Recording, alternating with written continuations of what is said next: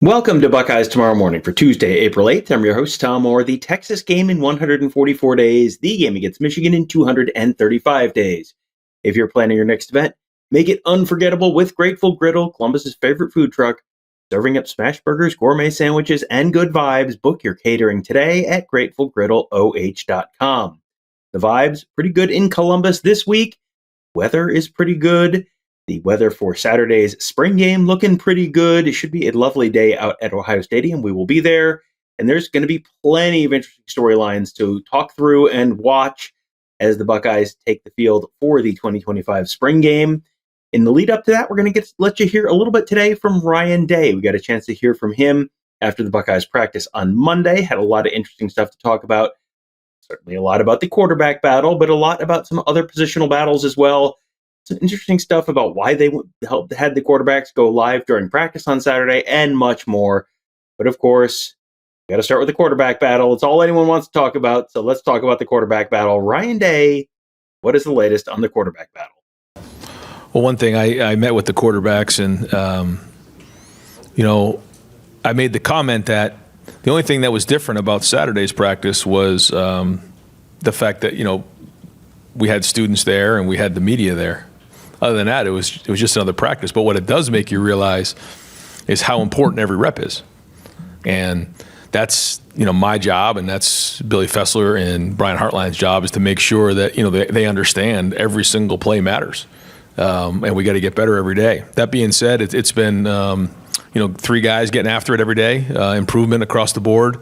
There's been good days on all fronts, but then there's been other days not so good. They're growing, they're learning. There's nobody that's that much further ahead of the other one right now, so they're going to continue to compete. And this is a big week for them, and Saturday will be a big day for them as well. Get in front of everybody and have an opportunity to compete. This is not the first quarterback battle that Ryan Day has been a part of at Ohio State. The first one, of course, was Joe Burrow versus Dwayne Haskins. That was back in the spring of 2018. So was that a nerve-wracking experience for Ryan Day to sort of be a part of deciding Ohio State's starting quarterback for the first time? And what did he learn from that? You're going to hear that answer, and then a quick follow-up from Dave Biddle of Bucknuts. If you have trouble hearing him, he's asking if this one is nerve-wracking as well. It's nerve-wracking when you don't have a quarterback. It's a good problem when you have a room full of quarterbacks, and that's part of the process is finding the right one and trying to do the best decision you can. And there's a lot that goes with it. And in that situation, had two great quarterbacks and they both had great careers. So that's not the one that's as nerve-wracking. When nerve-wracking is when you don't have one. So. But yeah, every year there's just been a different challenge. Figuring out who that guy's going to be, and figuring out where their growth takes them. This is a situation where you have Lincoln, who's been here now for 3 years, and Julian, just for a year, and then Tavian just showed up. So all in three different points of their career, but all still learning and growing. None of them really have a ton of significant playing experience. Is this one nerve-wracking? We'll see. Yeah, we'll see. I think that there's been good play. There's been mistakes made, but that's part of growing. Now the question is, are you going to continue to make the same mistakes over and over again? That's when, we start to get nervous. But right now, we're still kind of in that growth phase and learning phase. One of the other positional battles that's quite interesting is along the offensive line. And one of the things that makes that interesting is there are a bunch of guys who could slot in at any number of places. The quarterbacks, they're just going to be playing quarterback. Someone like Austin Siereveld, well, he could be a guard, he could be a tackle, he could fit in a bunch of different places. So is he really going to be a factor in that right tackle race? Yeah, I think Austin's had a very good spring. He's been playing multiple positions, and I think he's a true swing player who can do both guard and tackle, and he's shown to be able to do that. And a part of that is being able to handle it mentally, making that jump. And, so he's been doing a good job of that. And like we talked about in here before, having a primary position and then a secondary position is something that we've focused on. He's getting to the point where I think he could start at either guard or tackle. We got a chance to watch the student appreciation practice on Saturday, and Lincoln Kienholz had a very impressive day. So what does Ryan Day like about Lincoln Kienholz, and what does he still need to improve, and is he still a legitimate candidate for that starting job? Absolutely. You saw his potential on some of the throws that he made. You saw his athleticism show. We did, at a point, make the quarterbacks live, I think, which is the first time we've ever done that, I've ever done that. But I felt like it was important for them.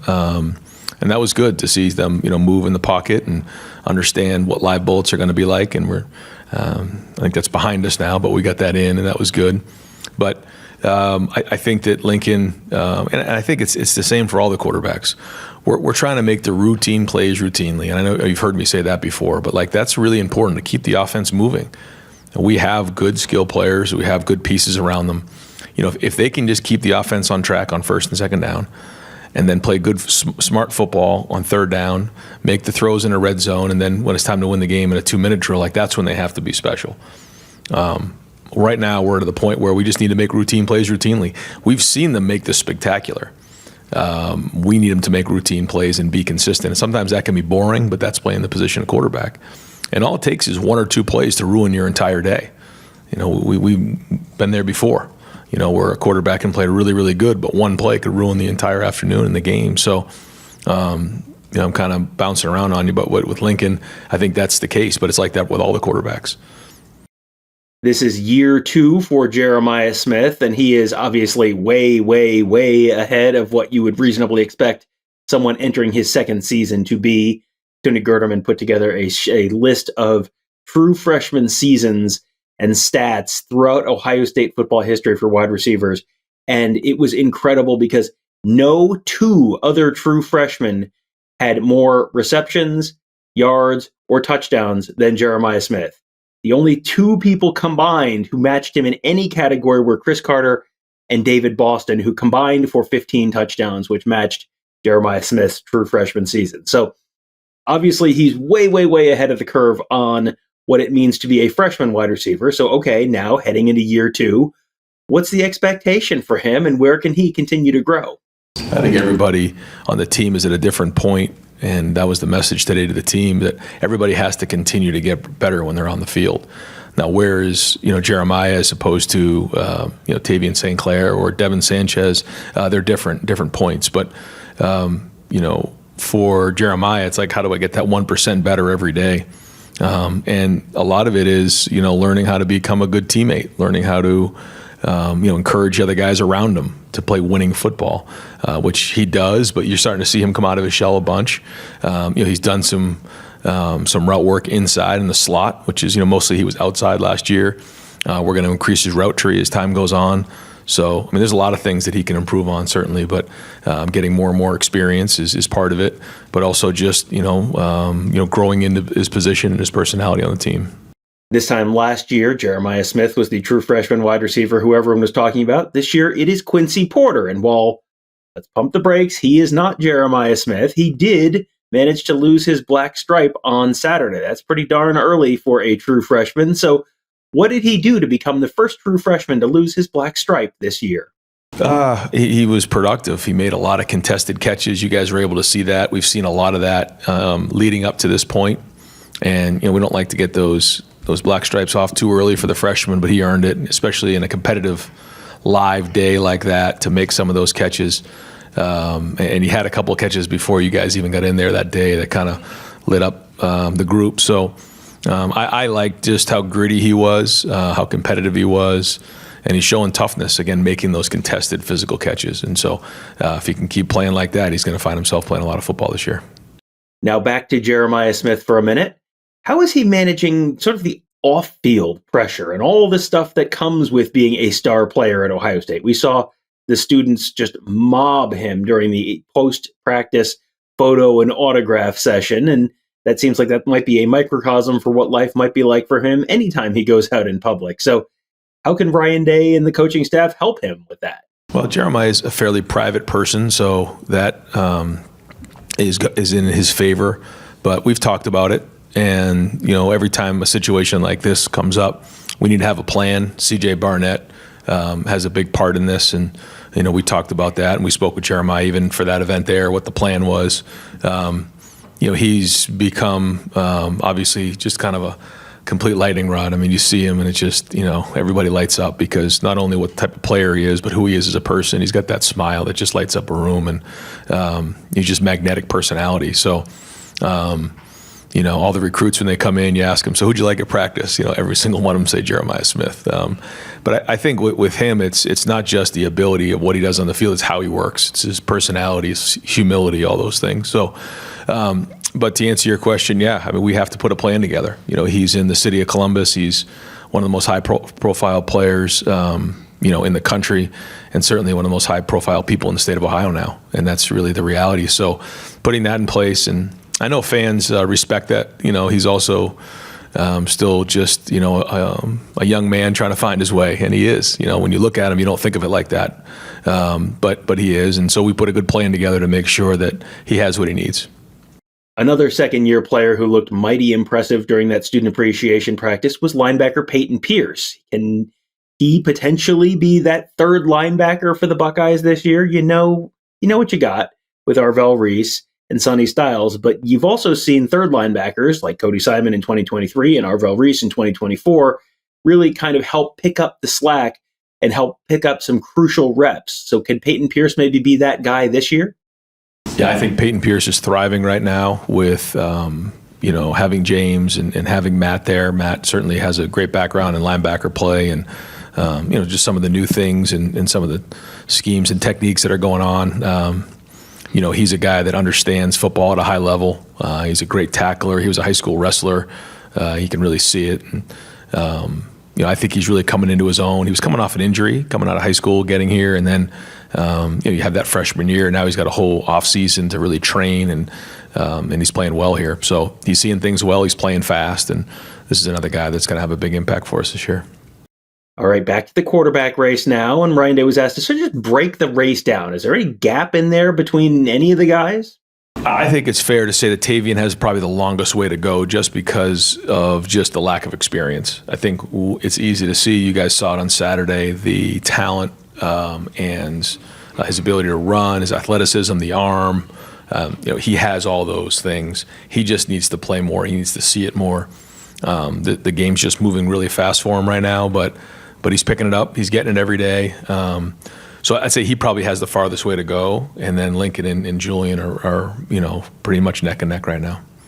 One thing that was very unusual during practice on Saturday was that there were certain sections of practice when the quarterbacks were live. That meant if you could hit the quarterback, you could take the quarterback to the ground. That is very much not the norm during practices, and especially during spring practices for the Buckeyes over the years. Normally they have the quarterbacks wearing those black jerseys, which means if you hit this guy, you're in trouble. They were still wearing the black jerseys on Saturday, but there were times when you could hit him if you could get him there. So what went into the decision to make those quarterbacks live during practice? Yeah, well, first, I think all three of them needed it for different reasons. I'll start with Tavian. Tavian, coming in and seeing the speed of all this. We're not going to do it in the preseason, so this was really about the only time we could do it. And I felt like he needed to feel the speed of the game. Because the first time is going to be against Texas, and if the first game wasn't Texas, I don't know if we would do it, but it is, so we got to be ready. Lincoln, other than the bowl game, he really hasn't played a lot of significant football. So you start to get into a rhythm of practicing as opposed to playing. So you're sitting in the pocket, you start to feel like, you almost have a unrealistic view of your protection in there and getting a feel for that part of it. I also felt like he needed to let, he's bigger, stronger, more athletic than he's been. And I feel like he needed to let his athleticism go with some of the pocket movement things, some scrambles, just to feel what that is like. So I wanted to make sure, he got a feel, because when you're standing there as a quarterback and you're live, that's just a whole different feel.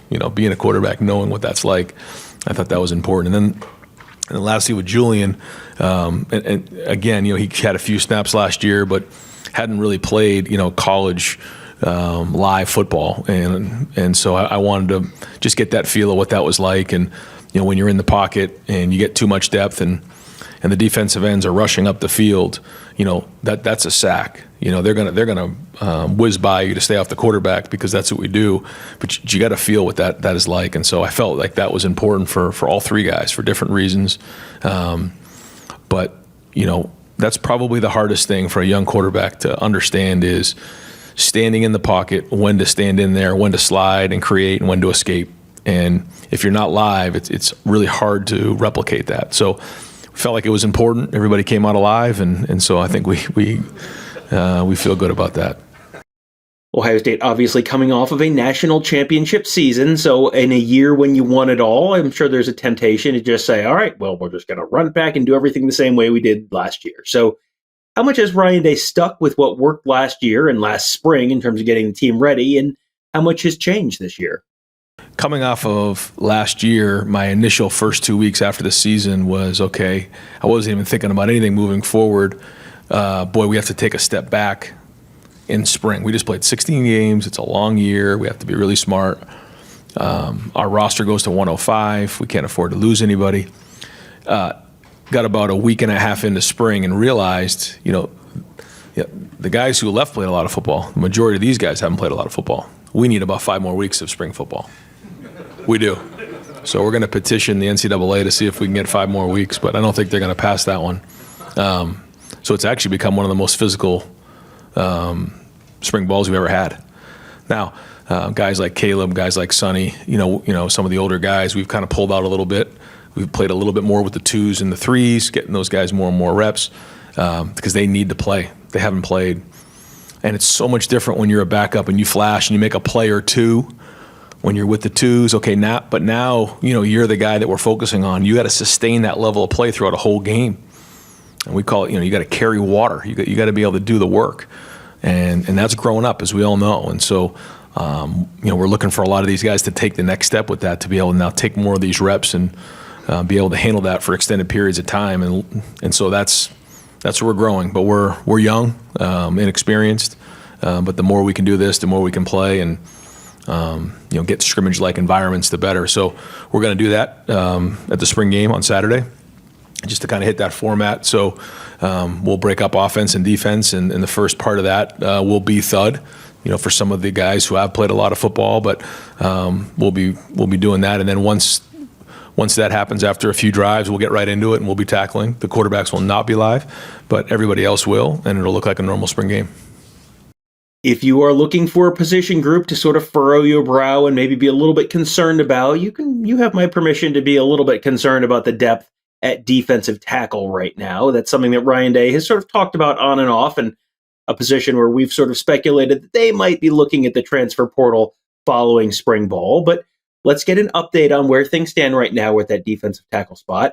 They feel pretty good about the top 2 guys there, but what about the depth? Ryan Day was asked what he was seeing there over the last week or so. There's been flashes, but in order for us to play defense like we did last year, we're going to need those guys to step up more than they have. I think, again, there's ability there, but consistently playing at a certain level is something that's a challenge that I know that Coach Johnson is going to be pushing these guys for over and over again. We need these guys to step up in a big way. I think that guys have gotten better for sure. I think you're seeing it. But in order to be where we need to be next year, there needs to be more and more growth as we move forward. The spring game is sort of like the final exam for spring practice for the players and all the different positions. But let's talk again with the quarterbacks again. When you're sort of putting together your final grades for the spring, how much does the spring game really count in that assessment? Does it get extra credit because you're doing it in front of a stadium full of fans and it's your last chance to do it? Or is it just kind of one of the 15 practices? It's a piece. I think about quarterbacks' journeys along the way, and you just take certain guys, now that are in the NFL, and you just start in high school, and then you go to college, and you see their journey, and some guys transfer and they go somewhere, and then they transfer somewhere else, and they finally play their best football later on, or then maybe some guys, go on and play some of their best football in the NFL. It's a process and a journey along the way. So it's hard to make hard and fast decisions sometimes with young players. The key to all of it is them being resilient and learning and growing. And the faster they can learn from their mistakes and get better, the better off they're going to be. And so I don't have a crystal ball. I don't know what it's going to look like. But this is just the beginning. I don't know, like you said, like what percentage we're there. I can't really tell you. But I know that these guys all have to continue to grow and get better, and part of that may be throughout the fall. I don't know. We'll have to see where it goes. But the good news is all three can do it. They physically can do it. They can throw. You've seen them do that before, but it's now playing winning football for us. So the best we can do is put them in game environments. That's our job as coaches. But they're still green.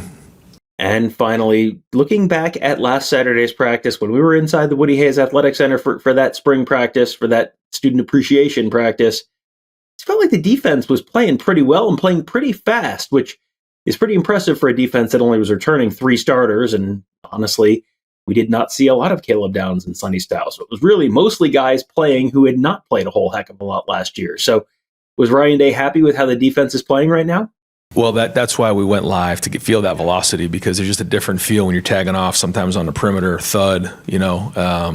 When you're tackling, you're rolling, you're playing fast, and those angles change quickly. So, yeah, I'll say this about this group: they are competitive, they're edgy, they've given great effort on the field. That has been every practice so far. So that is something that's like a foundation you can build off of. And I think that's been excellent. And I think you saw how hard they were practicing on Saturday, and that's been, now we've condensed this thing down to 4 weeks. So we've been going back to back to back with some of these practices, and they've been physical. So I give the guys a lot of credit. I mean, that's a great jumping off point as a team. Now, if we can just keep building and growing, we'll have something. We will be back at the Woody Hayes Athletic Center on Tuesday. Get a chance to talk to wide receivers, get our last position interviews of the spring, and then the countdown to Saturday is officially on. We will be there for the spring game Saturday. Weather looks like it's pretty good. Look at a nice sunny day. Not too hot, not too cold. Should be a lovely day inside Ohio Stadium. We will be there. If you want to be there as well, you can get tickets at ohiostatebuckeyes.com. And if you can't make it out to the stadium, well, make sure you check us out at buckeyehuddle.com and youtube.com/buckeyehuddle. We will have full coverage pre and post game for you all day long from the Ohio Stadium of the 2025 Ohio State spring game. Looking forward to that. Hope you guys can join us there. So that'll do it for today. Thank you guys all for joining us. Have a great day. We'll talk to you tomorrow.